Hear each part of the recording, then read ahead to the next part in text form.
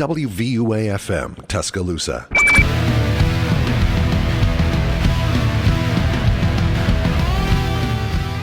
Yeah, when you look at this defense here, great performance by the Eagles, right? 3 sacks, 5 tackles for a loss, 7 QB hits, which is really high, so fantastic job. Of course, D'Amico Ryan's defense did great too. 7 tackles for a loss, 1 sack, 2 QB hits. Both of these teams were really good coming into this game, and it kind of felt like either one of these teams could advance and maybe even win the Super Bowl. I don't really know if Brock Purdy had been healthy, how things would have shaken out.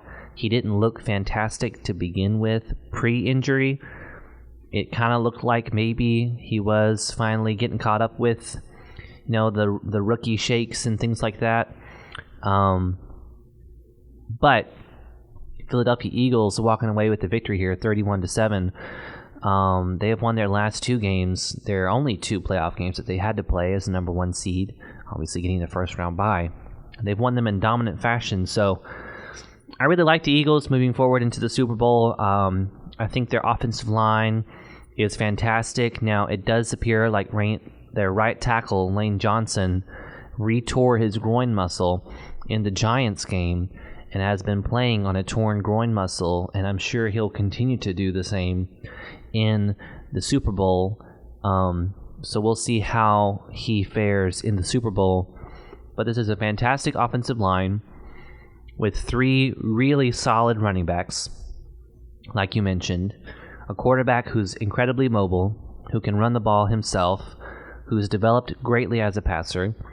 They have really good weapons on the outside. Devontae Smith, obviously Heisman Trophy winning receiver. A.J. Brown.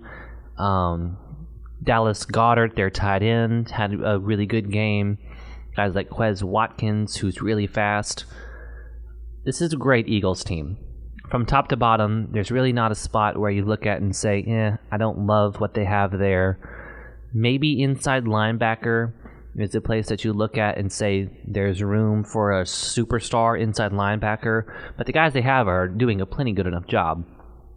So, really good job by the Philadelphia Eagles and that coaching staff doing fantastic work with these young players.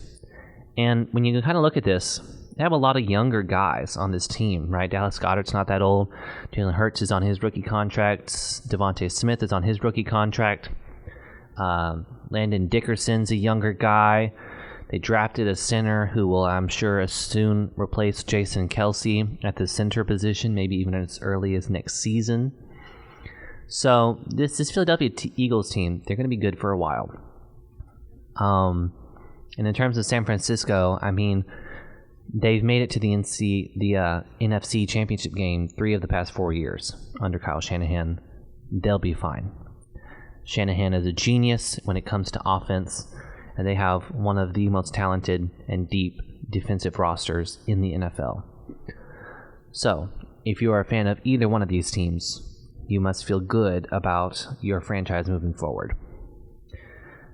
Hopping over to the other conference later this evening, the AFC Championship game. It was a rematch of last year's AFC Championship game. The Bengals traveled to Arrowhead Stadium to take on the Kansas City Chiefs. The Chiefs hit a last-second field goal to take the victory 23-20.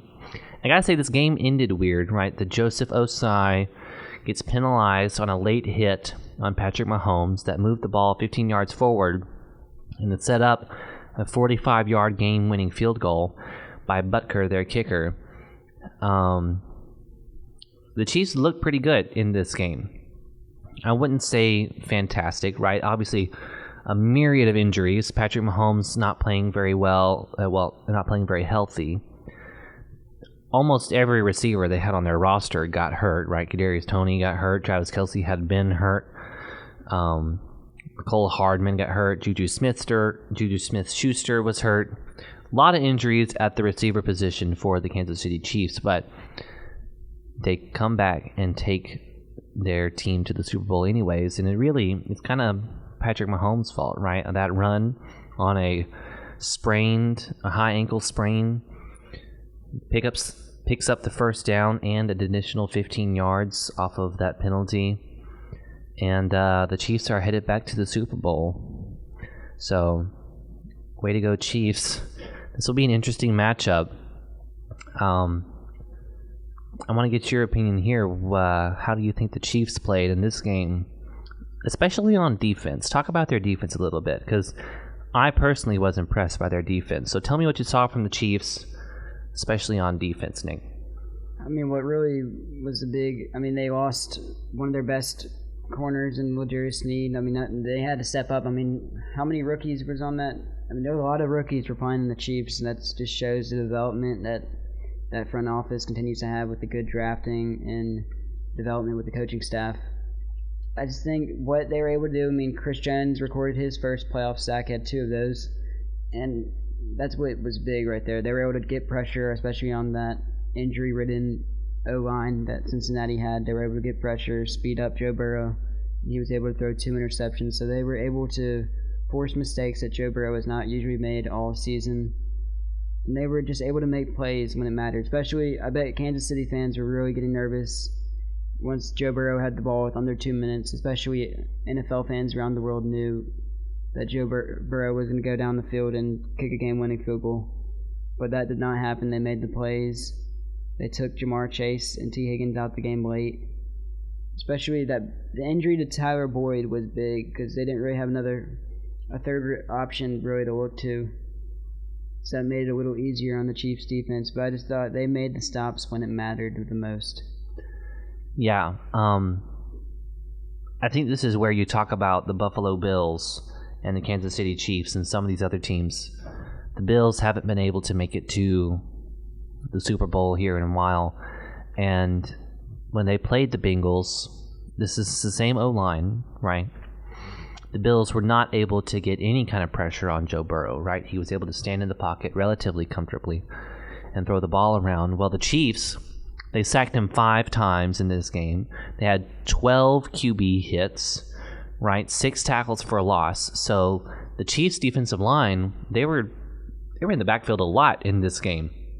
Really impressive, especially from Chris Jones, who was a finalist for Defensive Player of the Year. This is going to be quite the matchup. The Eagles' offensive line, who I think might be the best in the NFL, and you look at this Chiefs' defensive line, who might be playing up to the best in the NFL.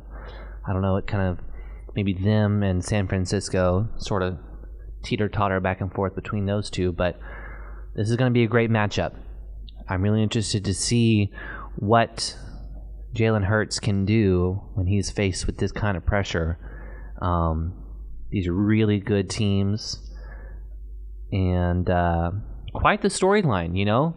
Andy Reid, head coach for the Eagles for the longest time, was never able to get into the promised land, was never able to bring them home a Lombardi. He leaves, goes to Kansas City, wins the Super Bowl, right?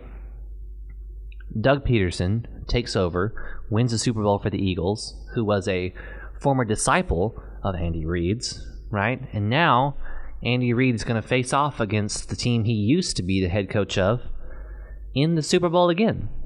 So I'm sure Philadelphia Eagles fans would love to beat their former head coach. Then you also have Kelsey brothers going against each other. I'm sure it was the first time as a mom to have 2 sons going against each other. So that's oh my gosh, yeah. I mean, that's awesome for that family. That's crazy, right? Jason Kelsey, the center for the Philadelphia Eagles, and Travis Kelsey, tight end for the Kansas City Chiefs. 2 elite players, you might argue, future Hall of Famers, best at their positions, respectively, right? That's going to be fantastic. Now, unfortunately, they're not on the field at the same time.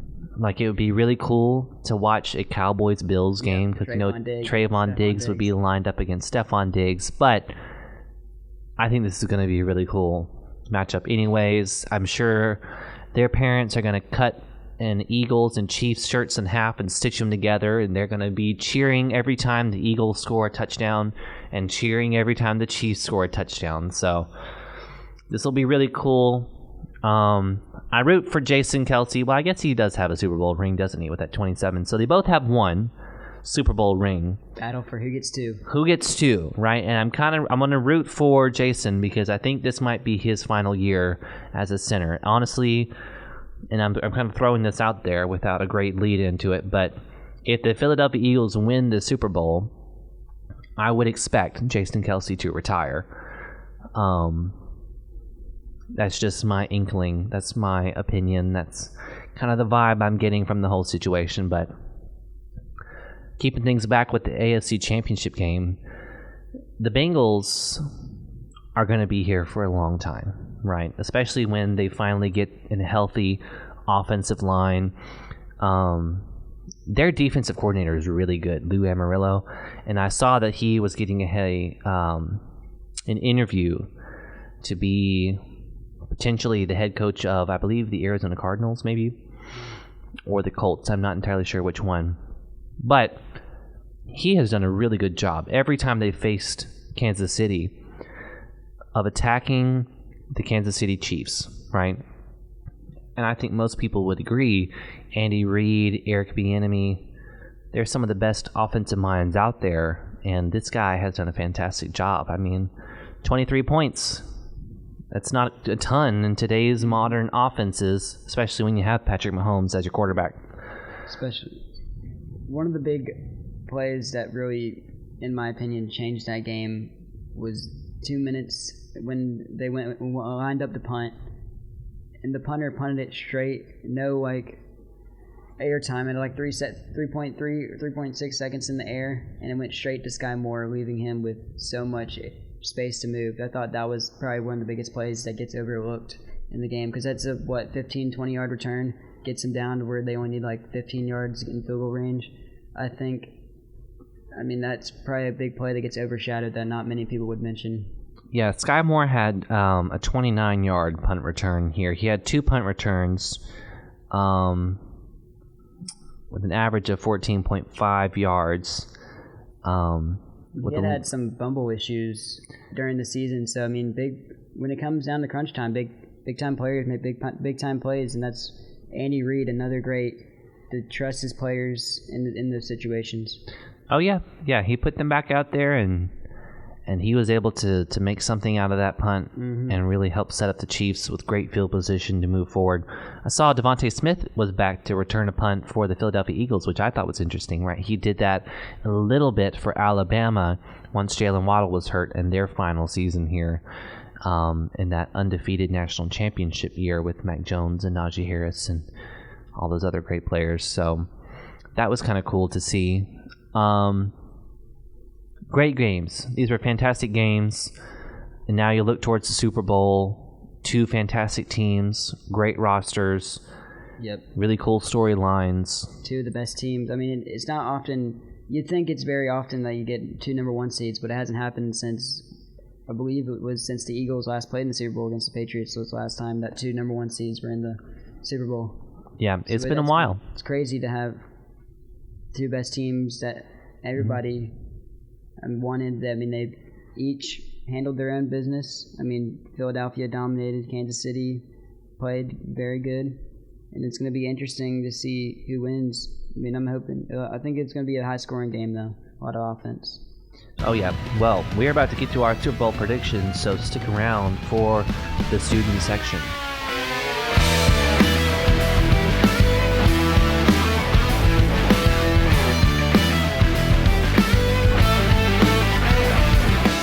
WVUA-FM, Tuscaloosa.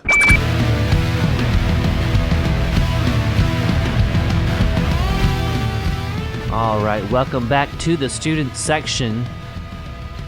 I'm Aidan Magouyrk, joined by Nicholas Elliott. We talked about the AFC and the NFC championship games, right? Eagles taking down the San Francisco 49ers and the Chiefs hitting a last-second field goal to send them to the Super Bowl. So now what we have is the Chiefs versus the Eagles, right? The Super Bowl will take place February 12th in Arizona. The Eagles, as of right now, are a 2-point favorite over the Kansas City Chiefs. This is really interesting. And we're going to get into our predictions here and some of these key matchups. Yeah. interesting enough, it's the first time in 2 years where the home team, the hometown is the home team representing it. Exactly, yeah. So, I mean, like 2 years ago, the Super Bowl was in Tampa, right? Tom Brady was there, and obviously he led the Buccaneers to a Super Bowl victory right there in Tampa. And then the following year, the Rams trade for Matthew Stafford and Von Miller, and they go on a run and win the Super Bowl in SoFi Stadium in LA. And this year you got the drafted quarterback. So, I mean, many teams, different ways to win nowadays, especially at the quarterback position. You either draft them or you sign them in free agency. Yeah. So, unfortunately, the Cardinals won't be representing the NFC in their home stadium in the Super Bowl. I'm sure Arizona fans are really looking forward to that after the way things have happened the past 2 seasons. I don't know, where's the Super Bowl next year? Ooh. Not entirely sure. We'll look it up. But the Chiefs will take on the Eagles in Las Vegas is 2024 Super Bowl location. Las Vegas. Well, they won't be in the Super Bowl. I'm just going to go ahead and predict. Go ahead and put that out there. Going to go ahead and predict that in a division with Patrick Mahomes and Justin Herbert, got to go through Joe Burrow, you got to go through Josh Allen. Unless they get Tom Brady somehow. No, I still don't trust it. But hey, maybe Josh McDaniels can come up with something great. He is a fantastic offensive mind, but I don't think Vegas will be representing the AFC in the Super Bowl. But in this game here, the Eagles are a 2-point favorite over the Chiefs. They opened. As soon as they opened, there was a pick 'em, right? There was, and I honestly kind of feel that way. Now sitting here trying to make a prediction, you look at the health of the two quarterbacks, right? Jalen Hurts, his throwing arm had been injured. It didn't look quite healthy, and I think he admitted as much before the game. He wasn't 100%. He'll have now an off week to get that shoulder and get that arm back to 100% health. And you look at Patrick Mahomes with a high ankle sprain, he'll have the off week, right? He played in the AFC Championship game and did a pretty decent job, but it was clear he was not 100% either. So I think the question about the quarterback's health is going to be really important for both these teams. And I think even with the Chiefs, who are they going to have at wide receiver healthy, right? Does Juju come back? Is Kadarius Toney back? Is McCole Hardman back? Right? Marquez Valdez-Scantling had a fantastic game against the Bengals. 6 catches, 116 yards, and a touchdown. But with the corners that the Eagles have, and Bradbury and Slay, I don't think you can just rely on one guy to be as dominant as Valdez-Scantling was in the AFC Championship game. So let's do this first. Let's talk about matchups. And then at the end, we'll talk about who we think will win and by how much. My matchup that I'm really excited about, that I really am interested to see shake out, is the Kansas City Chiefs defensive line with Chris Jones, with Frank Clark, George Karlaftis, right, who was a draft pick out of Purdue.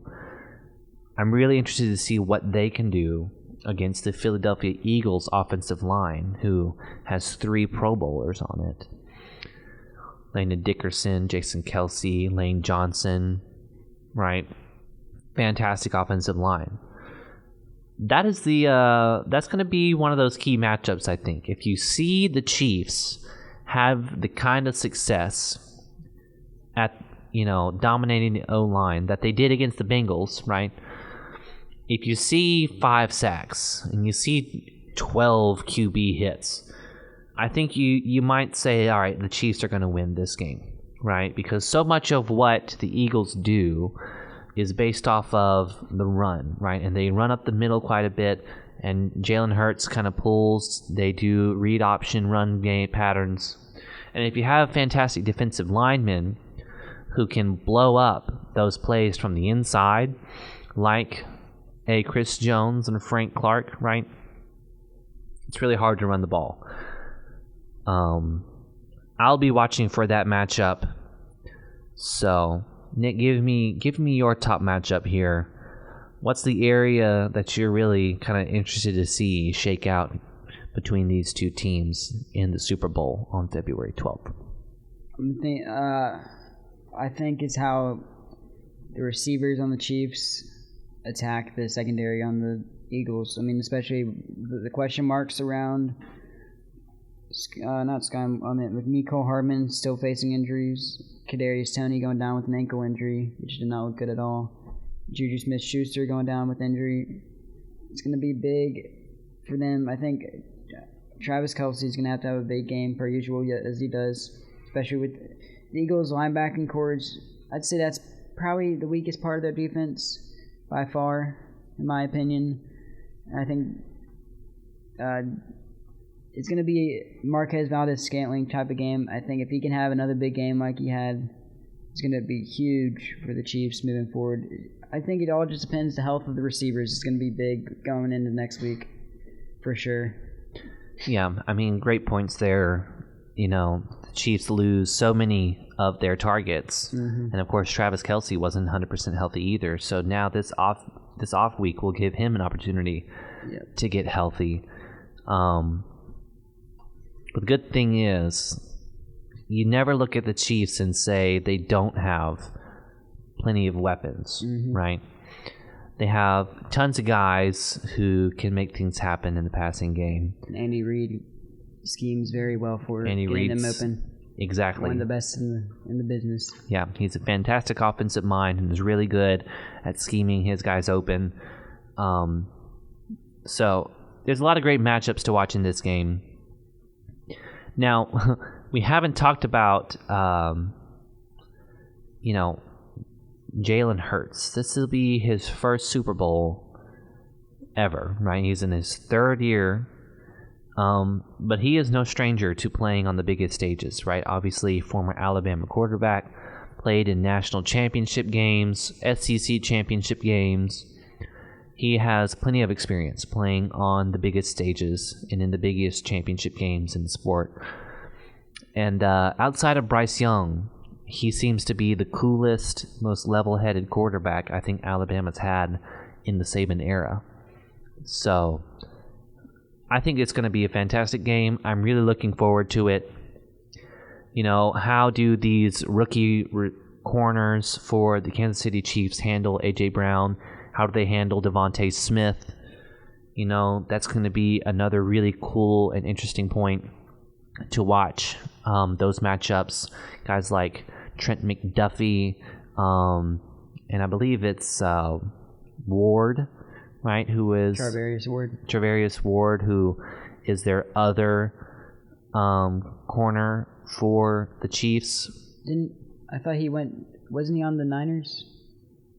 No. There's two guys. Is it Justin Reed, who is Ward? Yeah. Who is no? He's a safety player. Yeah. There's two rookie corners. Jalen Watson. That's who it is. Jalen Watson and Trent McDuffie going up against guys like A.J. Brown and Devontae Smith. That'll be a really interesting matchup to watch as well. If those guys can have success, I think, you might look at this game. But really, it's hard to have a ton of success when you got A.J. Brown on one side and Devontae Smith on the other, and tight ends like Dallas Goedert running up the middle. These are two fantastic teams. Rosters are stacked, and it's going to be a fantastic game. I'm really looking forward to it. Obviously, like we mentioned before the break, Andy Reid, former head coach of the Eagles, was let go.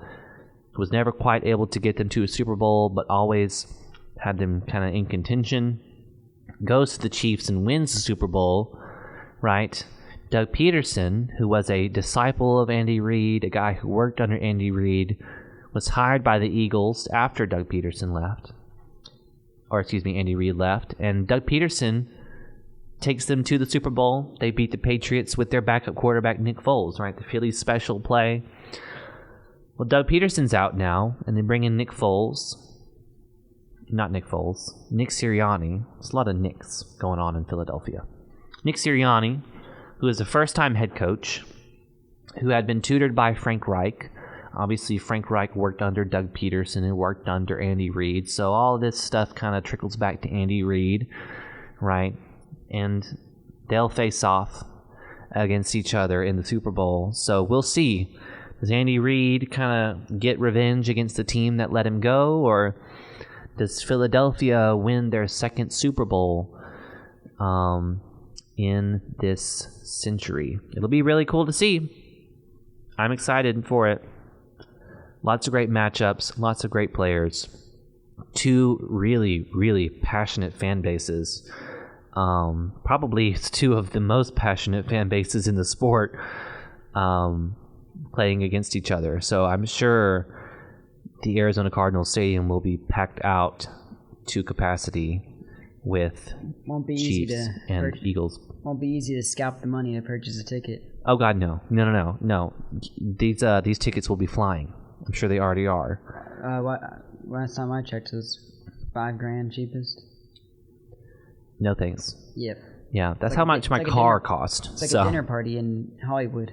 Yeah, that's how much my car cost. I'm not, trading my car in to go watch one game. I'll watch it on TV.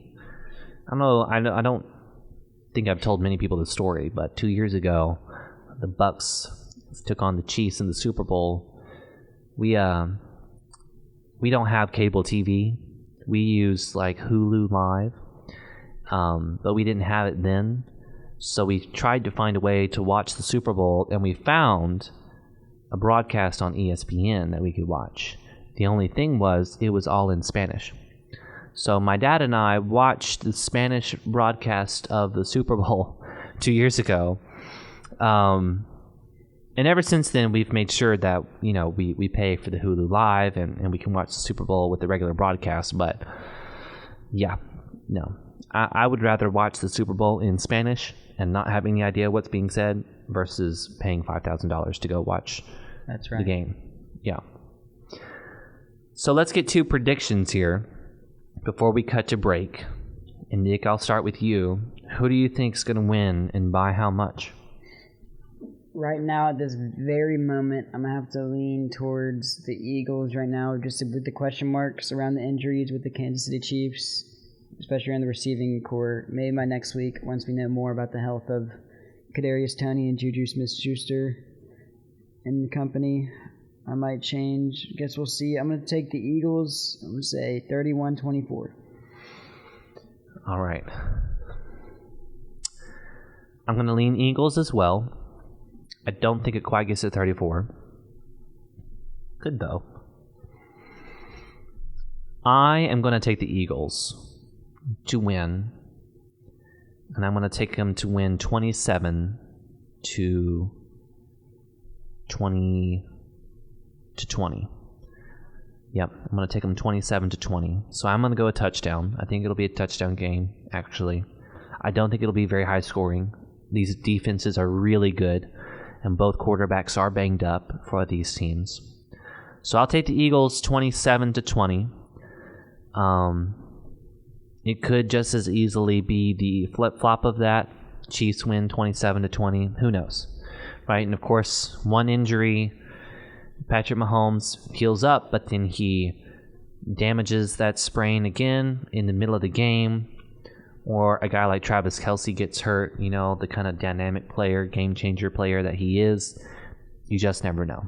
Yeah, I think one big key, especially that I didn't mention before, is going to be, I think Jalen Hurts is going to have to win the game with his arm. Because I feel like the Chiefs are going to force him to not really be able to run it, and they're going to stack the box up to where the running backs, Miles Sanders, Kenneth Gainwell, and Boston Scott are not taking advantage. And just speeding up his clock a little bit, keeping him contained in the pocket is going to be big. Especially Chris Jones and Frank Clark are going to be huge for them. And I think A.J. Brown and Devontae Smith got to prove why they are two of the most elite receivers in the game right now. Especially, I think the big thing is that dynamic relationship that Jalen Hurts and Devontae Smith have already had for so long, especially here at Alabama. I mean, their connection has been fantastic this year, especially. I feel like Devontae Smith from year 1 to year 2 is elevated even more.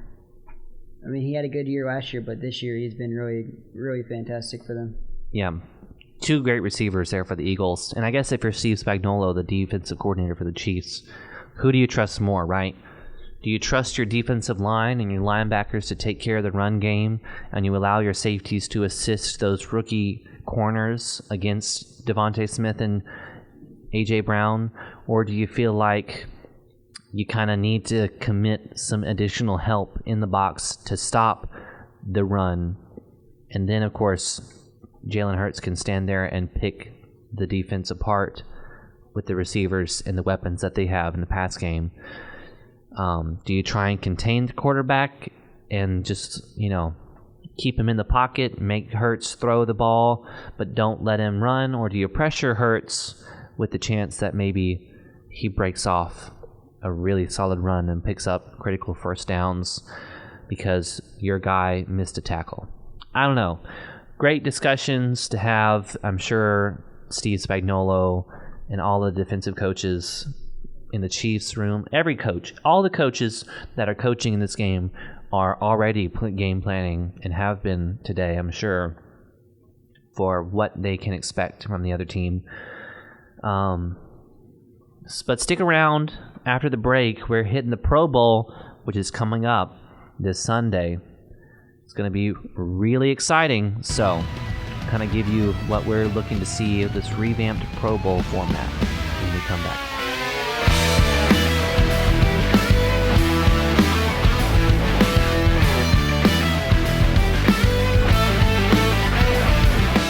WVUA-FM, Tuscaloosa.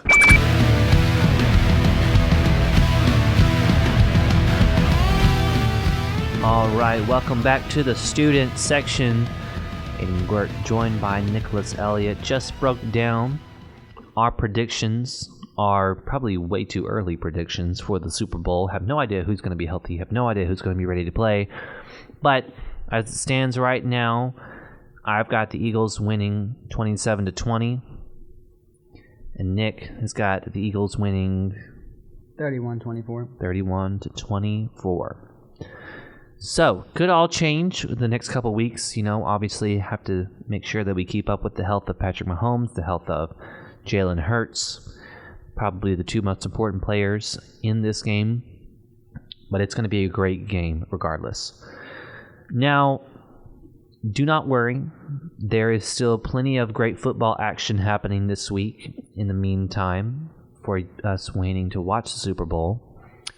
The Pro Bowl is kicking off this week, right? So skills tournaments will start sometime this week. I believe it's Thursday. Thursday will kick off the skills tournaments. And this upcoming Sunday will be a flag football game. And this is really exciting, right? Obviously, they changed the format. It used to be just a regular football game, but, there was this understanding of, hey, the players aren't really going to tackle each other. The players aren't really going to hit each other. And the games were just kind of hard to watch, right? Because they weren't running at full speed. Nobody wanted to get hurt in the game. I think the NFL did a fantastic job switching to this flag football format. I think it's going to be really fun. The Manning brothers, the 2 head coaches, so I would assume Eli Manning will coach the NFC, being the Giants quarterback, 2-time Super Bowl champ, and Peyton Manning, having played for the Colts and the Broncos, 2 AFC teams, will be the AFC head coach, also 2-time Super Bowl winning quarterback. So both of the Manning brothers will be the head coaches for either team, which I think is going to be fantastic. I hope that they are mic'd up, because that would be fantastic to hear, those guys yelling at their players in this flag football game.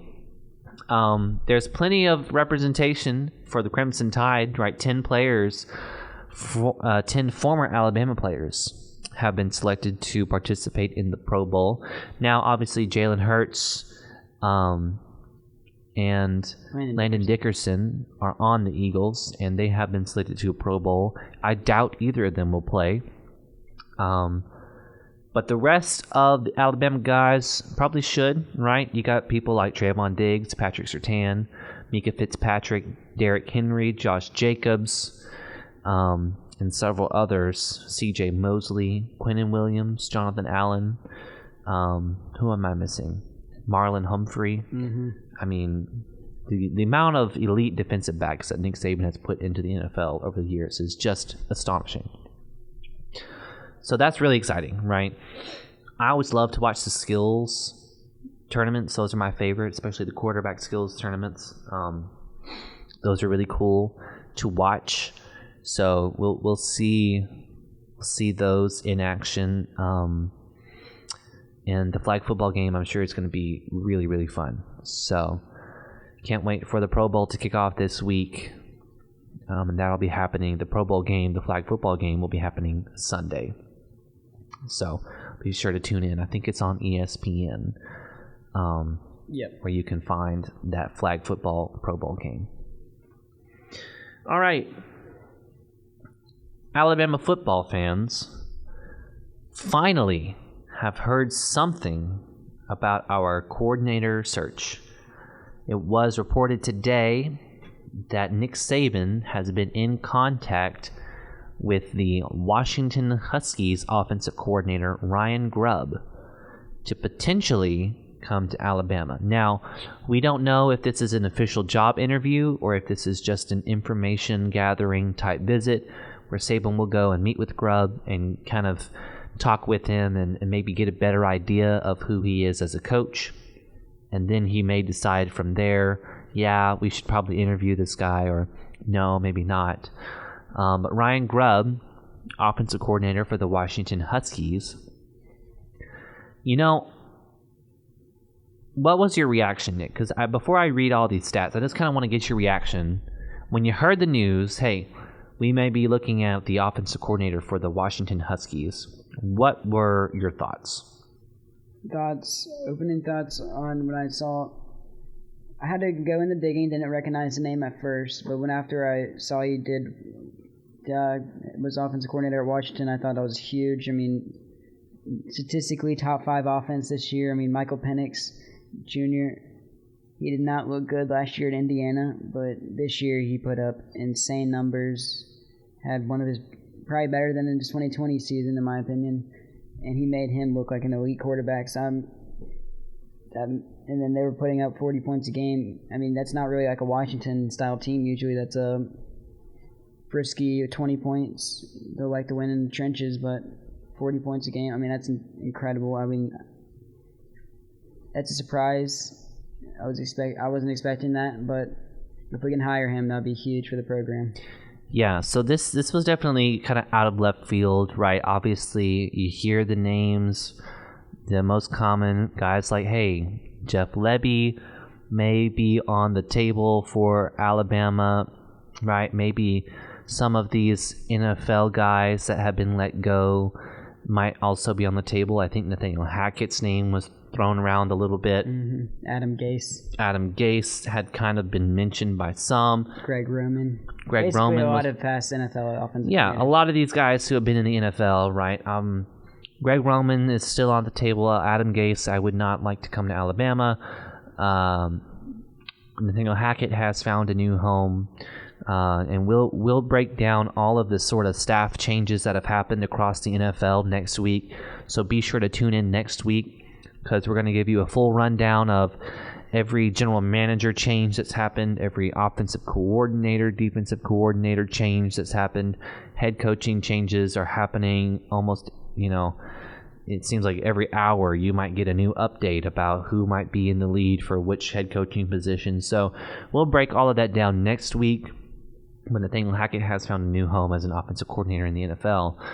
But, I didn't really know Ryan Grubb. I did know the Washington offense, though. I knew Washington had a really good offense under head coach Kalen DeBoer this season, right? Michael Penix Jr. transferred from Indiana to Washington to reunite with Kalen DeBoer, who was the offensive coordinator at Indiana while Michael Penix was there. So I knew that Washington had a good offense, but when you break down the stats, it's actually really impressive. So this season, Ryan Grubb has helped, really fully revamp the Husky offense, right?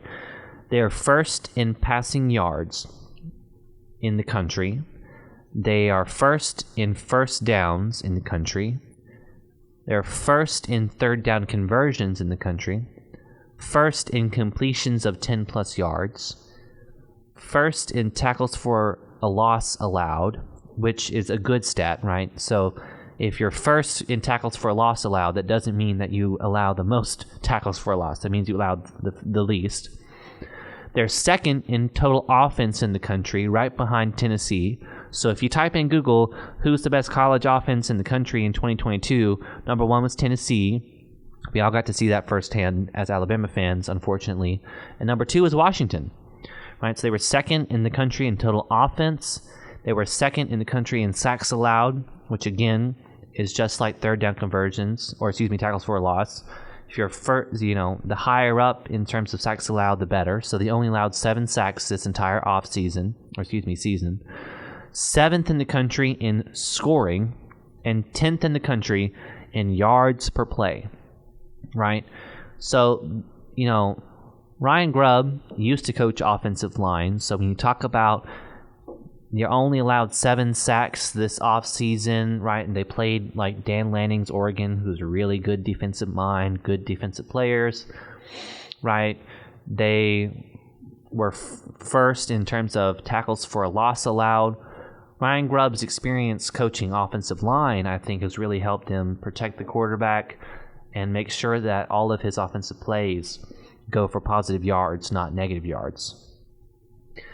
It's, Michael Penix Jr., who was their quarterback, set a school record and led the nation in passing yards. He had 4,641 passing yards with 35 total touchdowns to only 8 interceptions. This is really an interesting sort of development here that we'll be keeping track of. Grubb is one of the highest paid coordinators in college football, right? Behind Todd Monken, who's the offensive coordinator at Georgia, because he got a little bit of interest from Texas A&M when Jimbo fired their offensive coordinator, and it looks like they're going to pay Grubb $2 million to stay in Washington. So obviously, head coach Kellen DeBoer really values Ryan Grubb and thinks Ryan Grubb is worth being one of the highest paid coordinators in the college football. So I don't know. I think I'm with you, Nick, and I'll get your final thoughts on this, but this might be a pretty good move for Nick Saban. Yeah, we're going to have to back up the Brinks truck for sure to get that done. And I agree with what you're saying. I think that'd be a really good move coming out of left field that not many people expected. People probably expected either in-house with Joe Cox and definitely thought we were going to go the NFL route again, which has still worked. But I guess we'll see in the coming days or weeks, however long it will take before Alabama fills its 2 coaching positions. Yeah, it's been a long process. It's been drug out. Saban's certainly taken his time with this search and the defensive coordinator search. Obviously, both positions still open, as well as safety coach position open. But, I think Alabama would probably pay him similar to what Washington pays him. The question for Ryan Grubb is, where is he going to develop professionally more, right? Would it be better for his career to stay at Washington, or would it be better for his career to come and learn under Nick Saban? And I think everybody knows the answer to that question, which is to make the trip down to Tuscaloosa and be tutored by the greatest head coach in all of college football history. That's going to do it for us tonight. Again, be sure to tune in next week. We're going to break down all of the excitement from the Pro Bowl, kind of give you an overview of what happened, give our reaction to this brand new layout that the NFL is implementing this year. Should they stick with it? What changes might they make to make it even better? And of course, we'll keep you updated on everything that we hear in terms of the Alabama coaching. But next week, we'll give you a full breakdown of all of the moves that have happened across the NFL, from general manager changes to coordinator changes and head coaching rumors as well. So with that being said, I've been Aidan Magouyrk, joined by Nick Elliott, and this has been the Student Section.